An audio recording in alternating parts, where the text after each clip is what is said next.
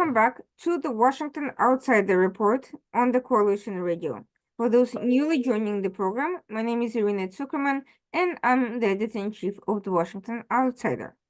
With us today is Kyle Orton, hailing from London. He is an independent Middle East and security analyst, and today we are going to be looking at the cross-section of both Middle East and broader global security issues, including specifically how some of these issues of counterterrorism, issues of global upheavals tie into Russia, and amidst some very mysterious developments in recent weeks. Following the attack on a Moscow theater that ended in approximately 144 deaths and hundreds of wounded, ISIS-K, an Afghanistan-based affiliate of ISIS or ISIL, came to the forefront. They claimed they took credit for the attack, and since then their recruitment mechanism, the expanding globalized operations, and their potential for attacks in Europe became the focus of international scrutiny. Nevertheless, there's been efforts at explaining the sudden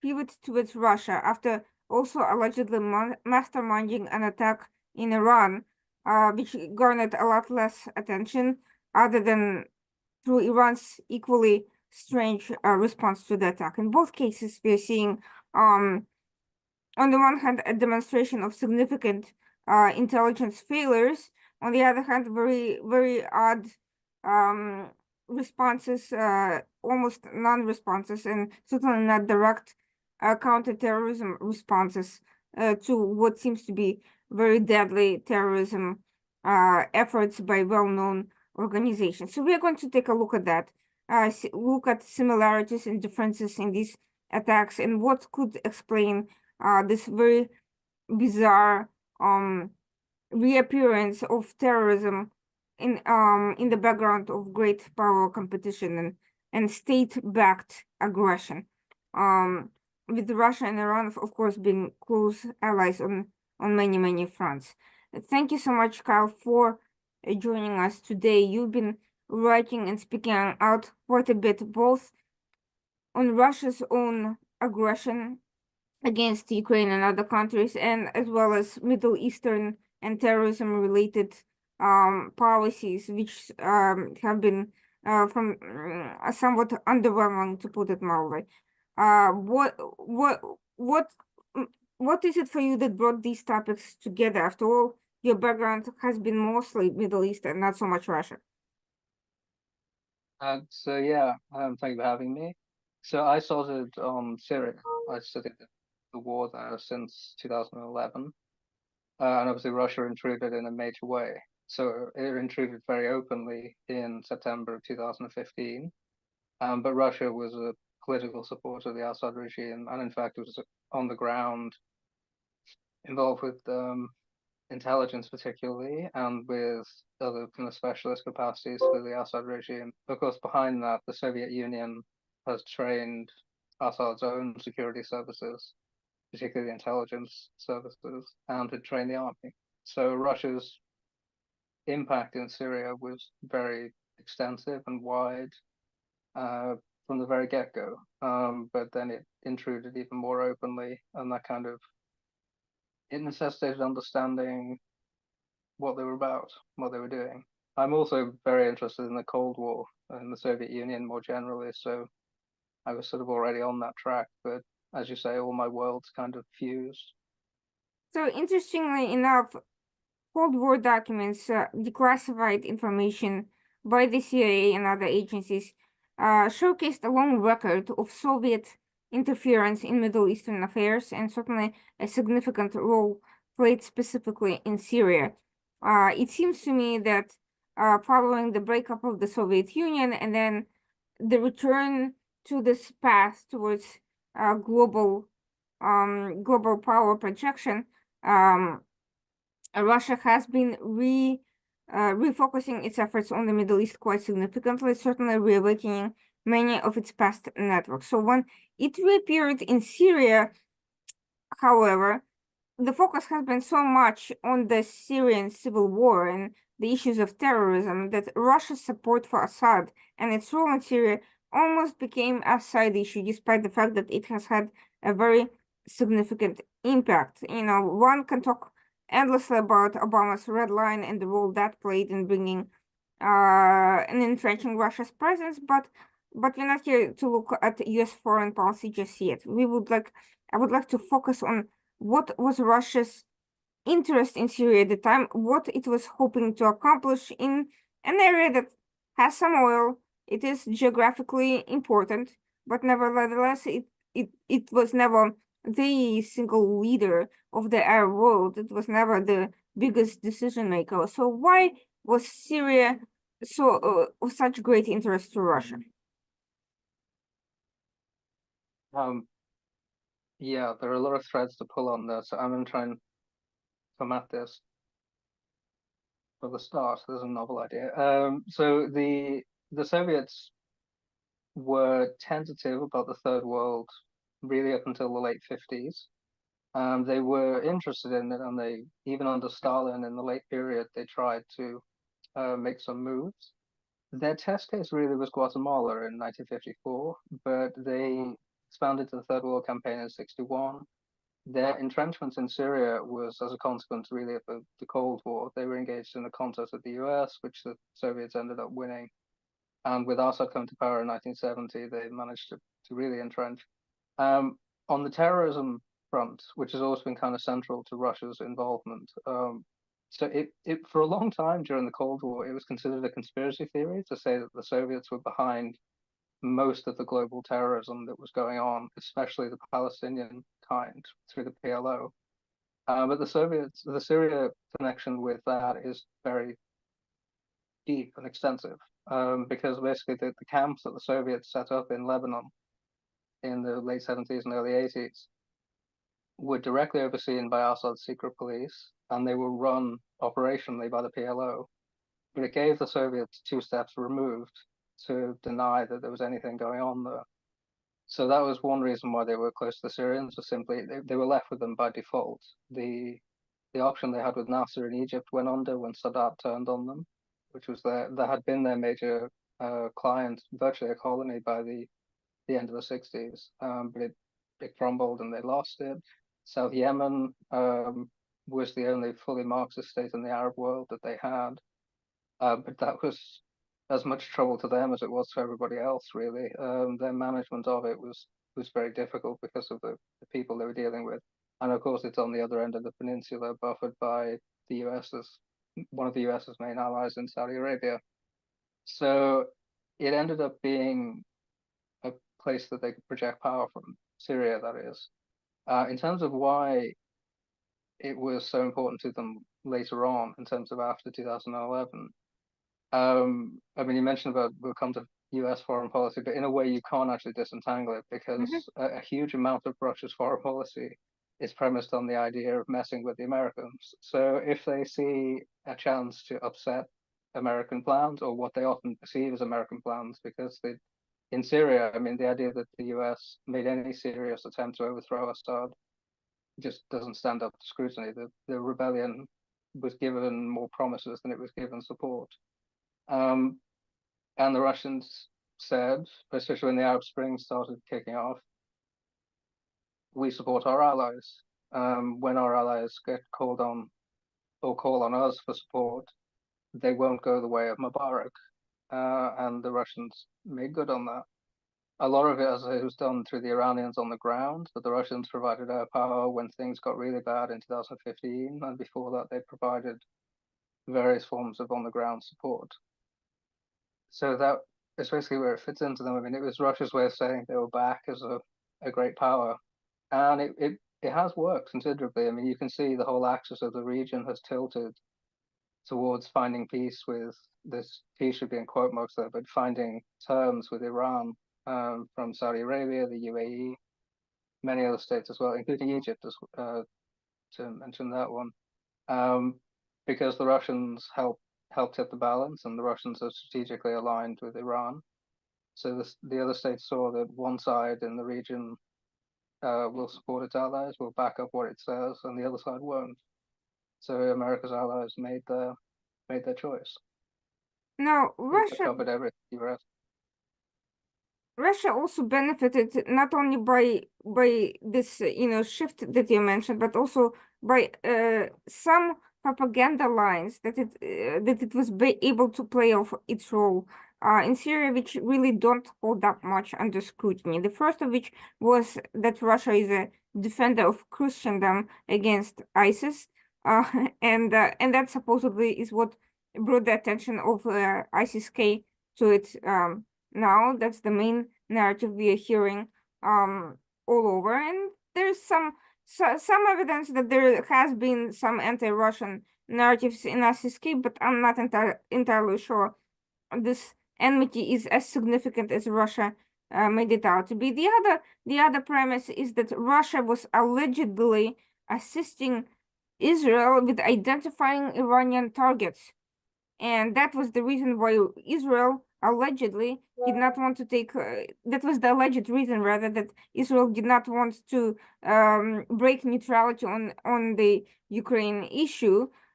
Which leads me to a very logical question: if Iran and Russia are such close allies, why would Russia be providing guidance? Wouldn't that sort of break up the alliance? And if what they were doing is ultimately useless, and they were leading Israel along towards, irrelevant, insignificant um, uh, targets for their own self-serving benefit, how is it that Israel did not see through that? And so, please help me unravel how is it that the world fell for these two very self-serving stories coming out of the Kremlin? Yes, to start with the first thing you mentioned, I mean, it should be said the Russian position in Syria, for example, is very weak and always has. I mean, Mhm. if it had been challenged, it would have crumbled. But a huge amount of its prestige was based on these events. So things like the concert staged in Palmyra after ISIS was supposedly kicked out. As it happens, we have the documents that show the Russians made an arrangement with them to leave. But this kind of thing went on all of the time. The only time the Russians came into direct conflict with the Americans was in Deir ez-Zor in February of 2018, and the Americans blitzed their troops. And instead of responding, the Russians denied all knowledge of them and said it had nothing to do with them. Um, so they can be challenged. When they are challenged, they will back down. Same with the Iranians. On the Israel question about Russia, um, in a sense, the answer is it's a question that has just been asked for years, because the Israelis had this idea that the relationship was compartmentalized, and even that the Russians were a restraining influence on Iran in Syria. And so the idea was if you make nice with the Russians, they will make the Iran problem easier.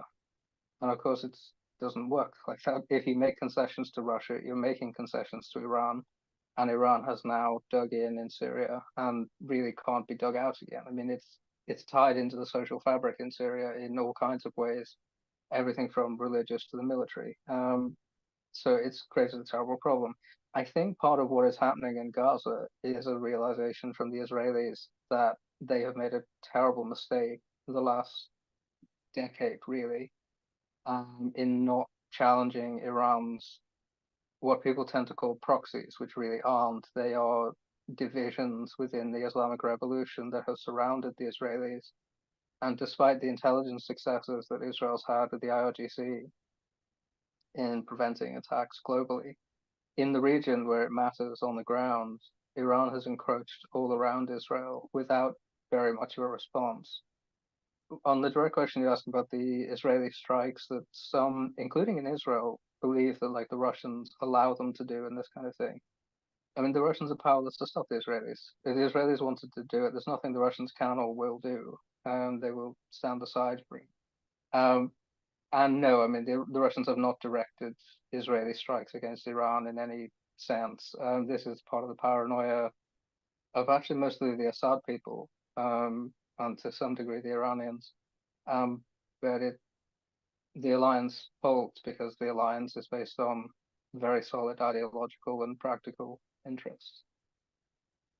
So Russia was not actually significantly fighting or opposing ISIS, so long, or at least certainly not so long as it was not intruding on its own direct interest in Syria. It certainly was not playing any counterterrorism role against Iran. And nevertheless, Russia not only received this deference from Israel, but it also received a sort of deference from the United States, which engaged with Russia on counterterrorism operations, despite a record of very dubious terrorism operations inside Russia proper that many believe, and there's some evidence based on David Satter's research, among others, that Russia has had a very solid hand in staging those operations. So, how does that explain this uh, zeal by the United States agencies to cooperate with a country known to, have a record of not actually standing up to terrorists, enabling terrorists, and also even sometimes staging their own terrorist attacks? I think stupidity has a large role in world affairs. And as I say, it afflicted Israeli policy for a long time on this front as well. Um, I mean, I think it really is that simple. It's just that stupidity, I would say, both in the sense of a failure to recognize, but also more charitably, it was an understanding that the alternatives were very bad. So in Syria, I mean, in Syria, the honest answer is because the US never actually wanted to get involved to overthrow Assad. Once the Russians were in there, it was the perfect excuse to do nothing. Because the Americans could then say, and did say, as John Kerry and Obama and other people did, it's World War III if we do anything against the Russians in Syria. So it was a very useful alibi for them. Um, but then there was the problem of obviously ISIS was in there, as was Al Qaeda's people, and so you had the Russians saying, "Well, we can be your partners to go against them," and obviously all of those deals, some of which they went right up to 2016, the Russians used to destroy the mainstream opposition in Syria because they would target them all as terrorists. As you say, and Russia does have a very long record of manipulating jihadist terrorism. It goes right back to Putin's coming to office. I think obviously it's the nature of these things. You will never know for certain, but the balance of probability is that the Russian security services either had a role in or allowed to happen the apartment bombings in Moscow in 1999 that triggered the Second Chechen War. In Syria, the Assad, Russia, Iran coalition very consciously and evidently avoided attacking the Islamic State until they had destroyed the mainstream opposition. For political reasons, was that they could then present the war as one of Assad, who, however horrible he might be, was not the Islamic State and didn't really have ambitions outside his borders, and the Islamic State, which was at that time smashing up, relics in Palmyra and beheading Christians on beaches in Libya and all the rest of it. So and Assad's whole strategy to defeat the rebellion had been to jihadize it, basically, to say that the insurgency is terrorism. And it worked. I mean, in the end, the US, to the extent the US had much involvement in Syria, it tipped the balance against the rebellion, because by attacking the Islamic State, it allowed the regime to focus on the mainstream opposition. I mean, that was the end result of it. So yeah, it's a very sorry history of the last, well, half decade and definitely and longer than that, really. But why the Russians would ever be trusted as counterterrorism partners is very mysterious. Sorry, to pick up on what you're saying about the internal matter as well with Russia, because this has happened more recently. For instance, the metro bombing in 2017. That is another case where you simply have to say we do not know what happened. Like there are hints in all directions about what might have happened or what could have happened, but the Russian court case about that, the public court case, was just an extremely bizarre exercise. I mean, at one point, for instance, the Russian state wouldn't confirm whether the supposed suicide bomber involved was dead. there are all these just very strange things that happen with the Russian state. Some of it is rank incompetence. It's because the Russians are covering up the mistakes they've made. But that the record allows more sinister explanations and or more sinister suspicions at least. There is another incident along those lines that happened in 2018, and that is not well known because it involves cyber operations. And essentially, what happened was Russia's Kaspersky security agency leaked a US-led Operation Slingshot, which involved cyber operations against Al-Qaeda and ISIS operatives in a number of Middle Eastern countries, ranging from Turkey to Yemen. And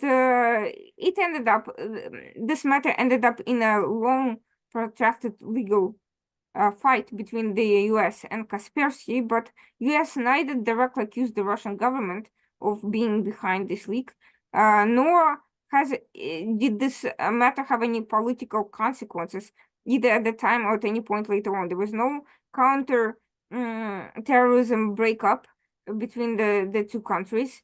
Kaspersky, although was at the time was already banned from federal agencies' use, was still allowed to be used in private practice until just recently.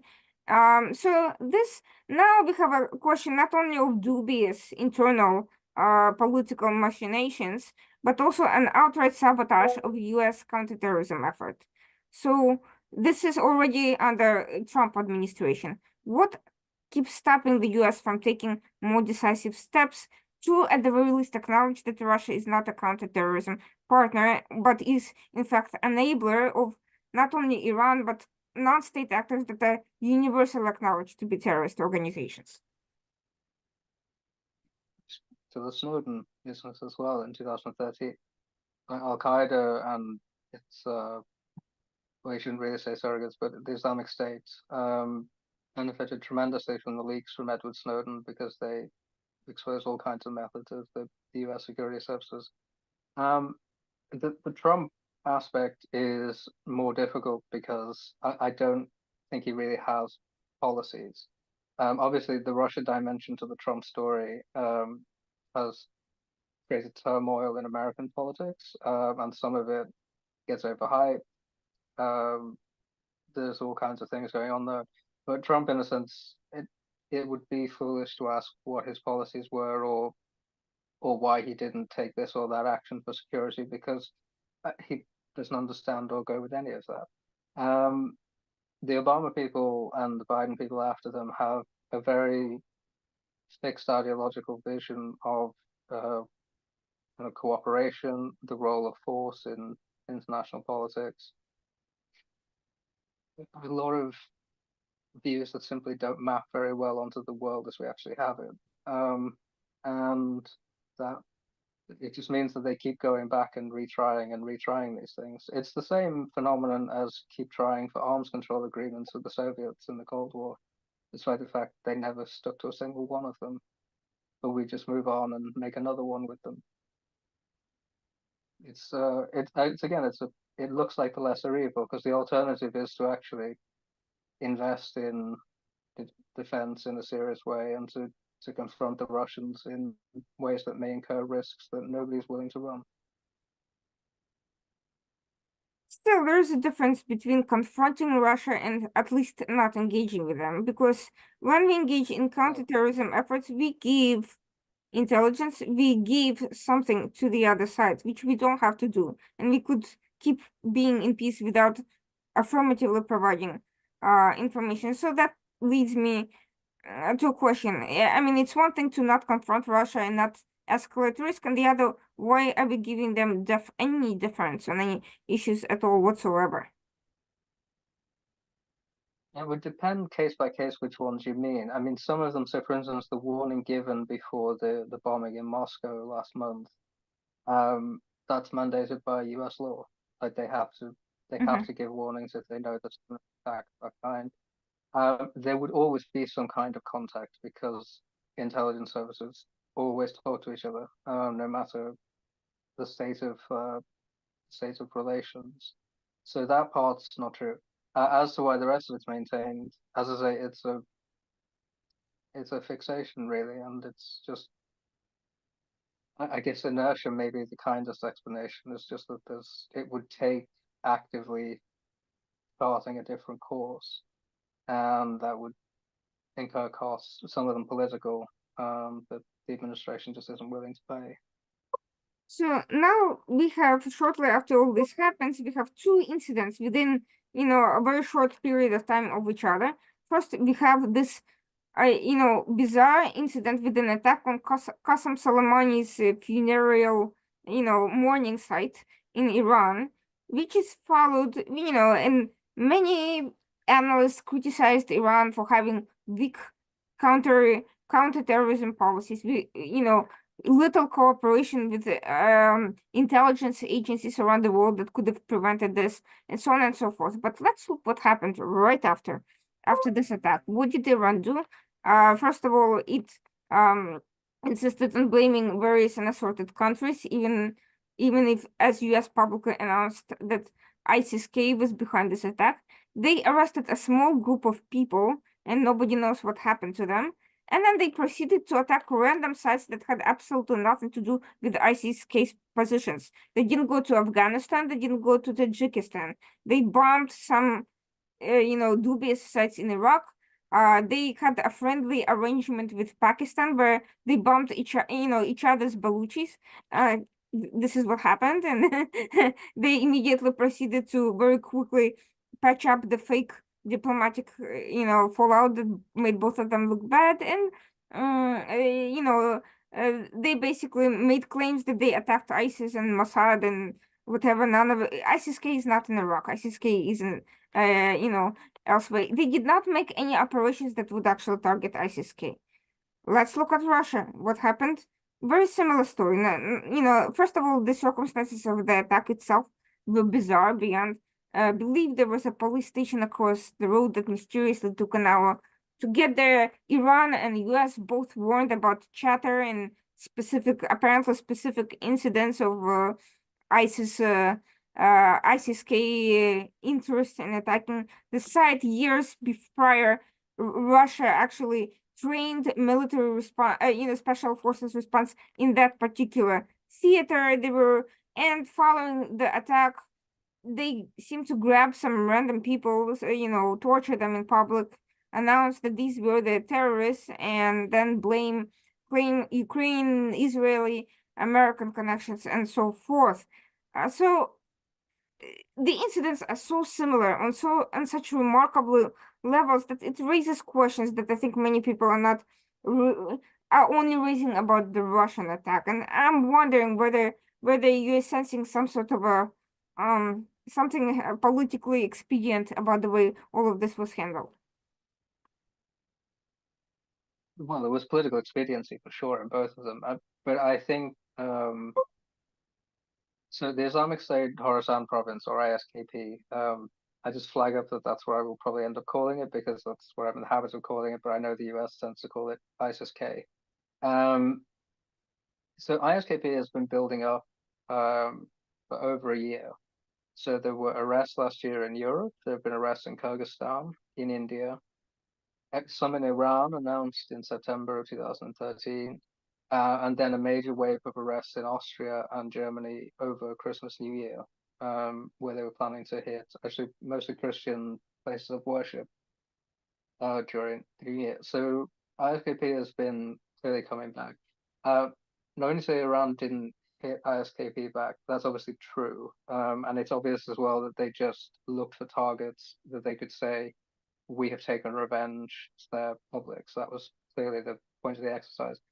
But ISKP is not a separate entity to the Islamic State. I mean, the Islamic State is a single international network that has its whole leadership structure overseeing everything. So from Afghanistan to Africa, in that whole span, and then its networks and its cells in Europe and in Turkey and elsewhere. This is all controlled from the center. It's the same as Iran's revolutionary apparatus. It's just one thing. So it's a useful shorthand to say ISKP to refer to the node of the network that's in Afghanistan and Pakistan, but it is just the same organization that goes there. So in that sense, attacking them in one place is not necessarily to not attack them. You see what I mean? So that's the background to that. In terms of the Iranian attack in January, I don't have any trouble at all believing that the Iranians are just incompetent.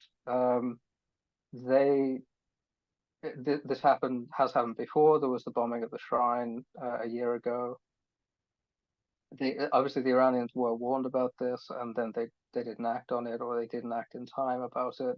And in the aftermath, they didn't let a crisis go to waste, and they said obviously the Jews were behind this, and this is what's happening. So the Iranian case, I think, is actually much simpler to understand. And then, as I say, they sent missiles into Iraqi Kurdistan and other places to say honor is satisfied, and we've done what we can. The Russia case is more complicated because Russia's security apparatus is much more capable, and they had such specific warnings and so long to prepare for it. So the US, if memory is serving me, put out the warning on the 7th of March and said very directly that they're looking to attack ISKP is looking to attack targets in Moscow, probably theaters, and it would happen within 2 days. It's quite possible that that announcement itself moved the date of the attack. But regardless of whether or not that happened, it did mean, I mean, the Russians obviously publicly dismissed these on, I think, the 19th, and said they're provocation and an attempt to destabilize the government and things like that. But wherever he felt compelled to say in public, there's no reason the Russians can't have used the information in private. And yet, as you said, they don't really seem to have. It's not just that they were unable to stop the attack before it happened, but even once it did happen, the reaction was genuinely strange. And I say, in most cases, you should just attribute to incompetence the explanation, because it's usually more likely to be true than conspiracy. Unfortunately, with Russia, that's not wholly the case, because the record of their secret police is so very dark, that it leaves you asking, well, okay, what really did happen? The truth of it is, we just won't know, and we never will know. The most you can really say is, politically speaking, especially because of their subsequent propaganda campaign to blame Ukraine for what happened, it makes them look shady, and it makes them look as if they're trying to hide something. And with the record that goes all the way back to the apartment bombings, a lot of people, especially in Ukraine, think they know what it is that the Russians are trying to hide. As I say, it could very easily just be incompetence, but it could easily be other things. And we won't, until somebody leaks the FSB files to us, we will never know what's happening there. But yes, politically speaking, obviously both of those states sought to make points in the aftermath of these attacks, and probably had some effect in rallying their own populations around what are otherwise deeply unpopular governments. So to that extent, it worked for them. But yeah, it's very murky. Well, interestingly enough, there is a historic precedent that Putin seems to discount, which is what happened with Stalin and his ignoring intelligence warning, including from Richard Zorge, about the high likelihood, the impending invasion by the Nazi Germans of the Soviet Union, which he completely disregarded. Ironically, this paranoid, completely untrusting individual put his full trust into the Ribbentrop-Molotov agreement. I'm not sure why, but this sort of kind of arrogance we have seen time and again in Putin's evaluation of the of the Ukraine invasion prospects, the 3-day war, so to speak, and other instances. So are we looking at this combination of just arrogance, the Putin regime buying his own Kool-Aid, or is that simply something that was this operation? And if there was some pre-planning to this operation, what purpose could it possibly serve? I don't. I mean, I think it's important to say the ISKP did this attack in Russia.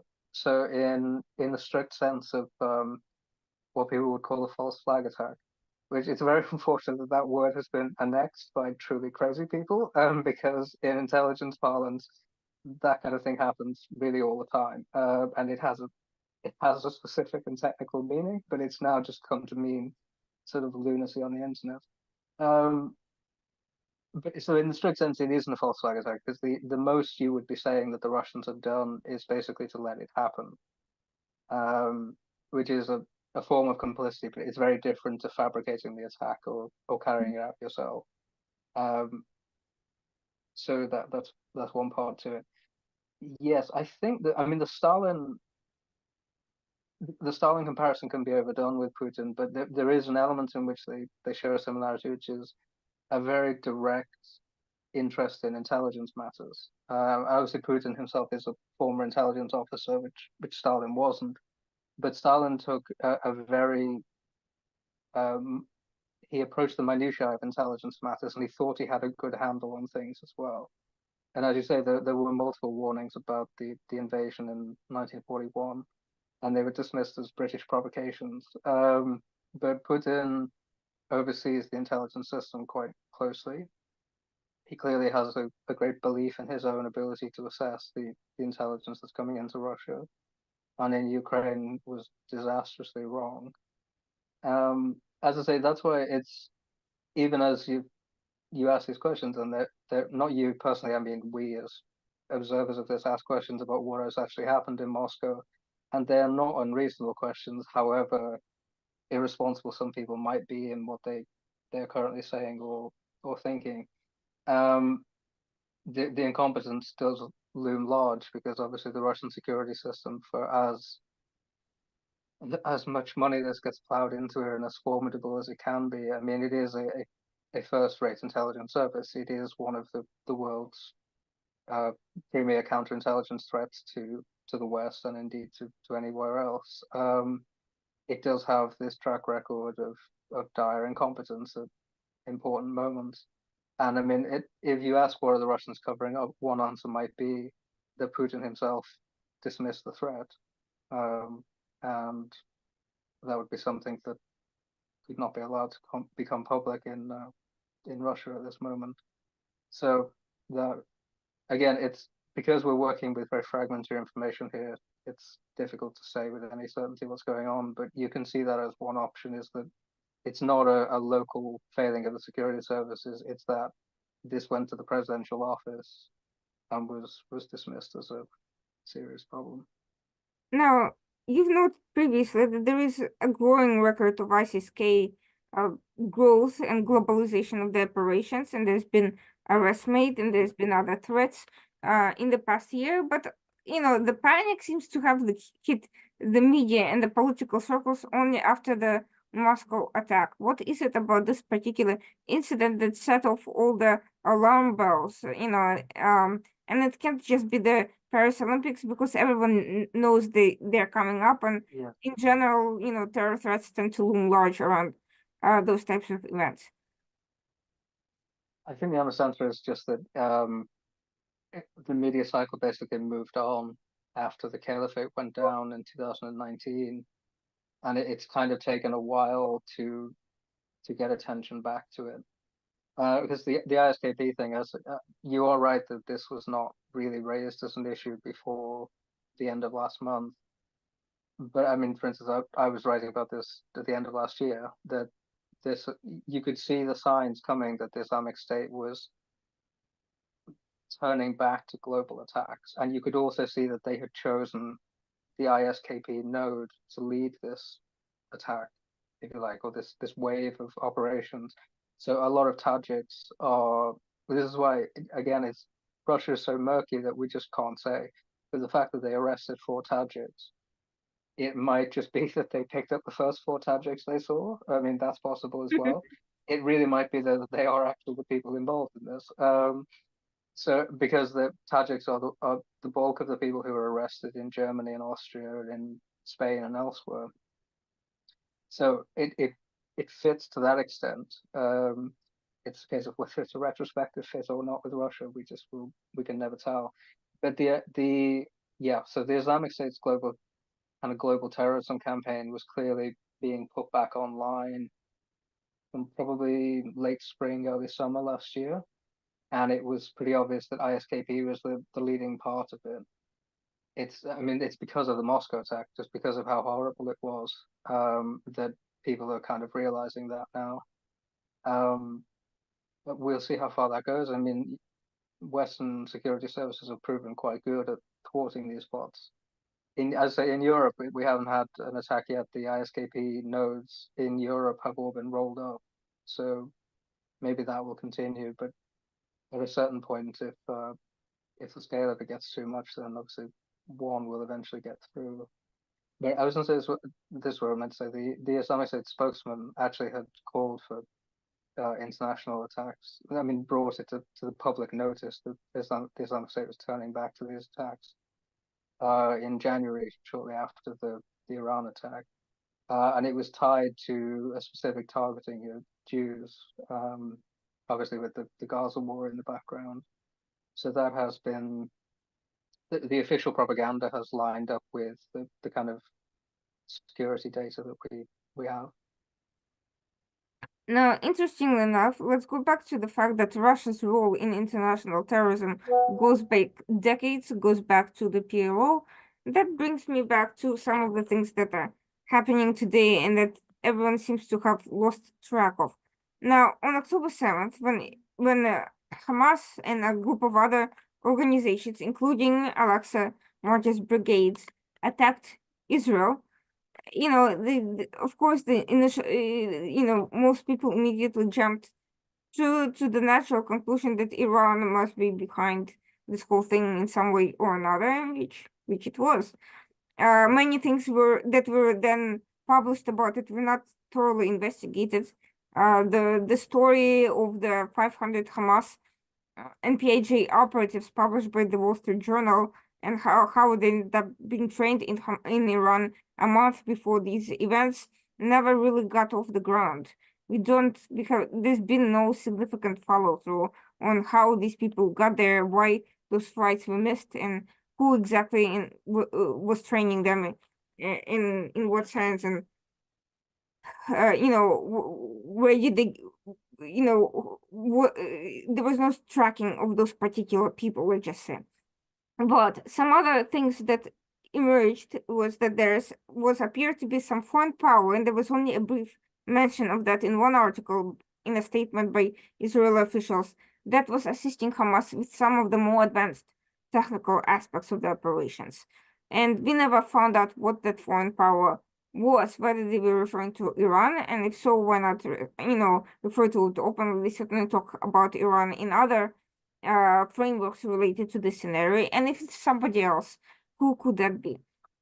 The other issue is that I came across a Time magazine article from 1978 describing a Shabbat massacre by the PLO, which involved a very low-tech but effective attack, which included the use of motorcycles and an incursion into kibbutz, and essentially sounded much more like the October 7th attack than a typical Iran-backed terrorist operation.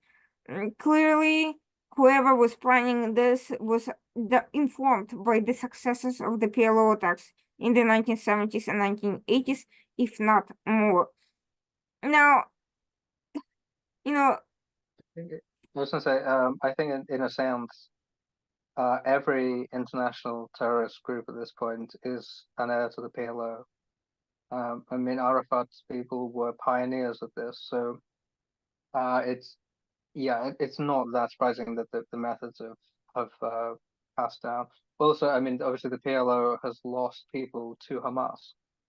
There have been defectors, and more than that, they operate in the same environment. They have absorbed the same operational techniques and operational methods. So, yeah, the continuity of the kind of DNA of their practices doesn't, or any continuity of their practices is not that surprising. I think, to be honest, that I mean, Iran is behind the October 7 pogrom, and I think it's just even in what we have publicly. So I think there's a broader sense in which you don't actually need any additional information because Hamas is the Gaza wing of the IRGC. I mean, it is overseen, supplied, commanded, and loyal to Iran's supreme leader. So, by definition, what Hamas does is the work of Iran. But more than that, we do actually have, as you say, the journal managed to get reports on people who've been sent for specialized training. There were other camps in Syria. We know that the head of the Quds Force was in Beirut from at least the day after the pogrom. He was also there the week before to give the final green light to it. We know about their joint operations room that was formed to coordinate, including with Ansar Allah, the Houthis, for the wave of piracy we've seen in the recent weeks. And I mean, the timing as well seems to have been picked by Iran. It was delayed to deal with the hostages that I think the US ended up paying 5 million or whatever it was for them. So yeah, I think that you can say with some certainty that Iran was behind this.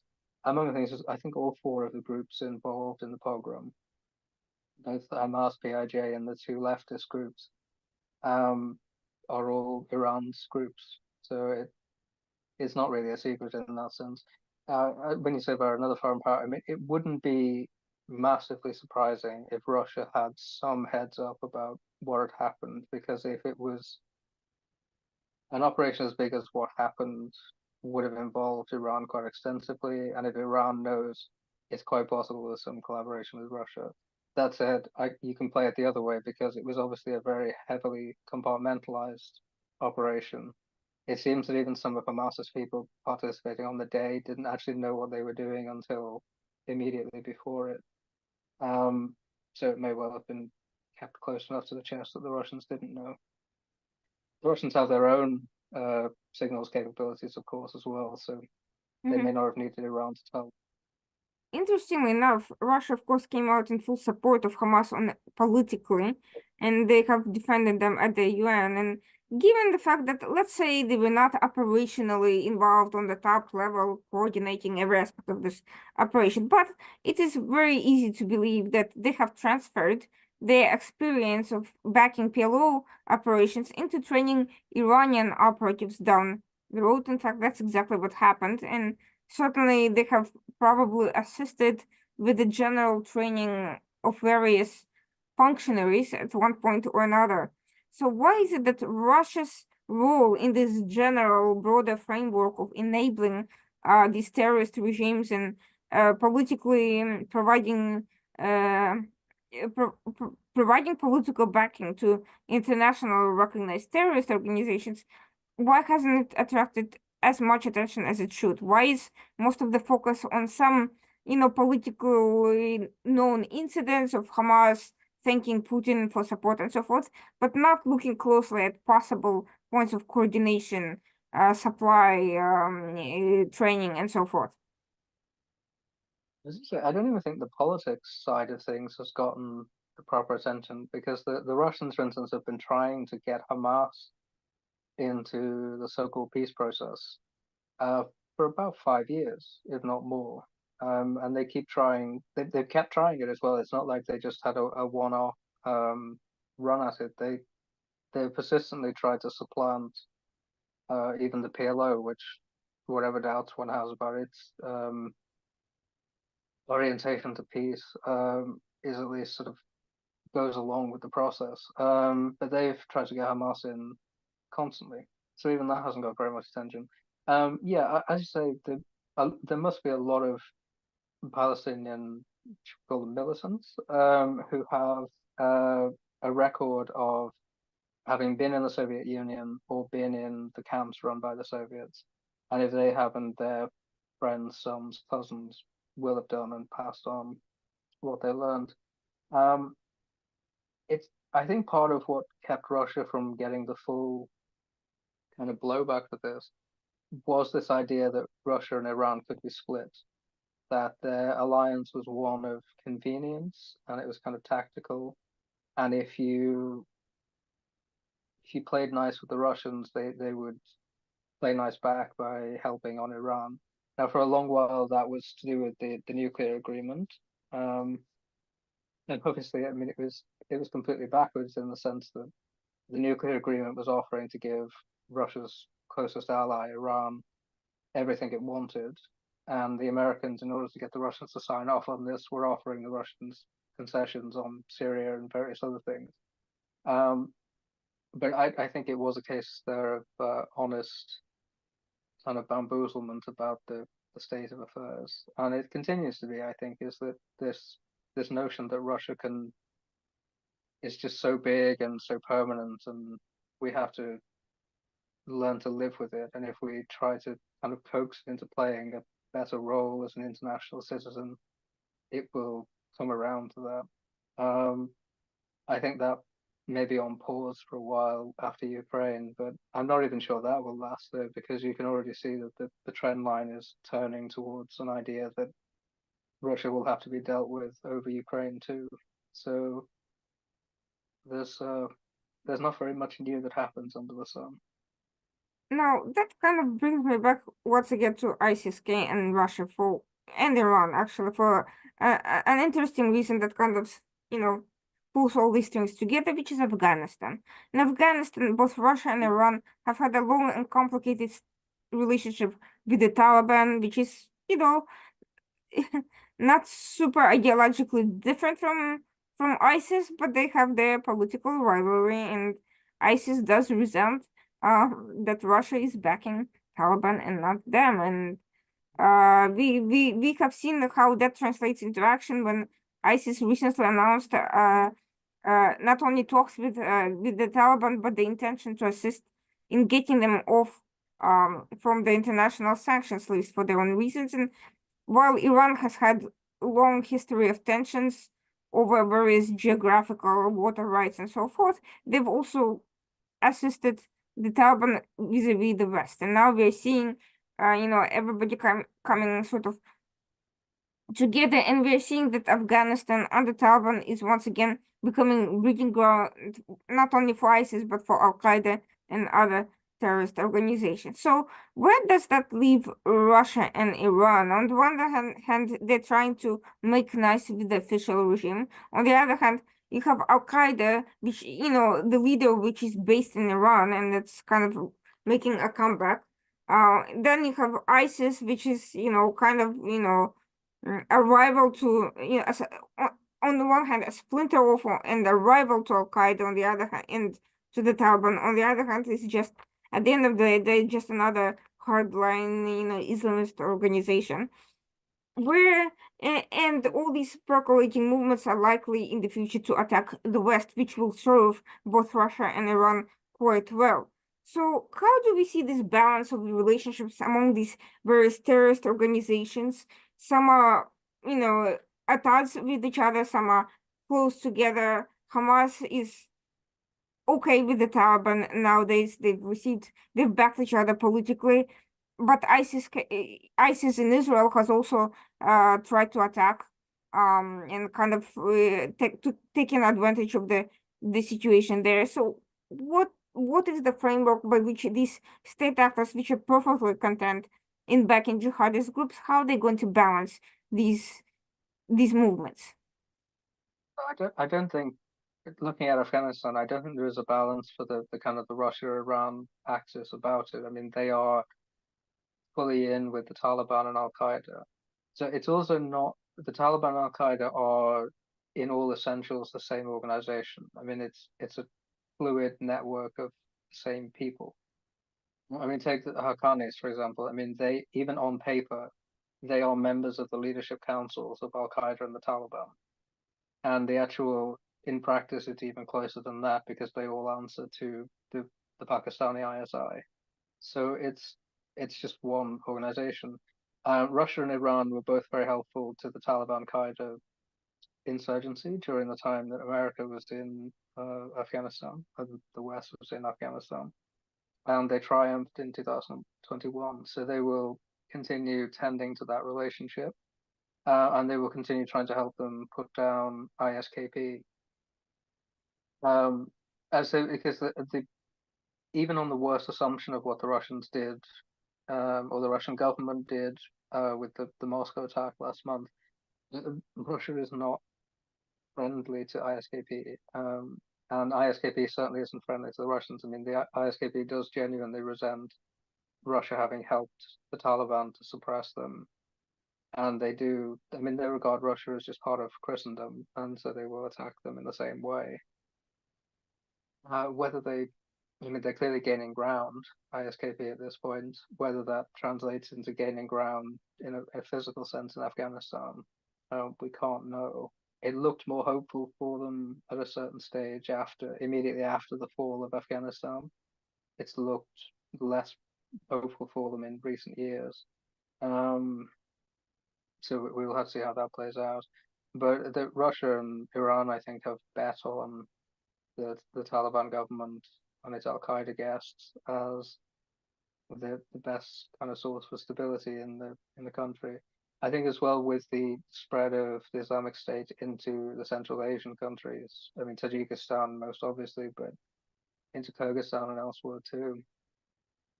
The Russians would like them to be eliminated from those areas. So, and they don't want to put their own troops in. So the Taliban are the next best option.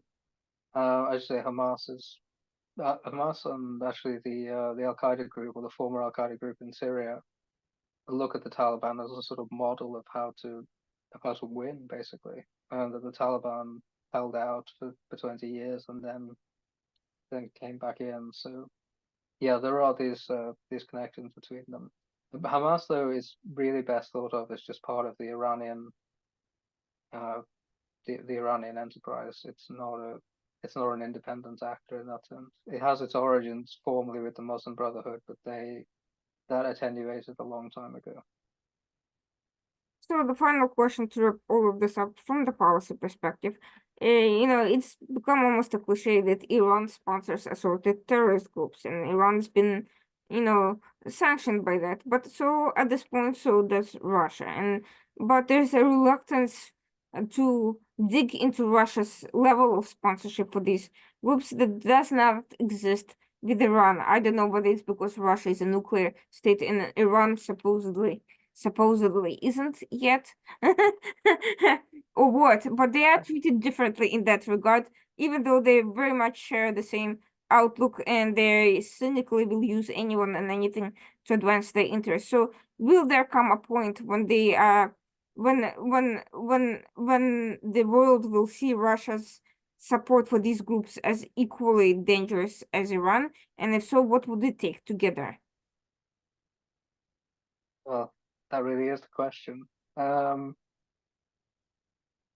it is a good question. I think one of the I'm going to forget his name, but there was an article in the Wall Street Journal the other day saying that the Americans had made an error in backing the Dutchman for the head of NATO because I mean, the balance of things is in the East now, and the East have a better sense of what NATO priorities should be, and I think that's right. And it may be that as as the institution itself kind of catches up to what has changed, and so Poland and the Baltics gain more power, that may help to redirect policy towards a more sensible outlook. It's not just, by the way, the Islamist groups that Russia has these relationships with, whether it's at one step remove or not. I mean, for instance, the Russians provided physical air support, direct close air support to Hezbollah in Syria, which is a terrorist group on everybody's list. And the IRGC the same. They obviously work very closely. I mean, in a technical legal sense, that's been obvious for a while. But Russia also sponsors a vast array of far right groups in Europe. One of which the Russian Imperial Movement is on the State Department list of terrorist groups, as far as I know, and that's well known to be overseen by Russia's intelligence services. But somehow the logic of the fact that this group is on the list and it's a state entity hasn't been followed through. So yeah, I think that it would take a shift in political will, and maybe our hopes lie in Eastern Europe. Thank you so much for this thought-provoking and interesting discussion. Of course, hopefully, time will reveal a lot of these hidden and not so and half hidden secrets. In the meantime, we'll continue to ask the questions that that a lot of people are not willing to do out loud. And for those watching the program, this was Carl Orton, and of course, the Washington Outsider Report on the Coalition Radio. We'll be back next week, Tuesday night at 9 p.m. Thanks for everyone for joining in, and have a great evening.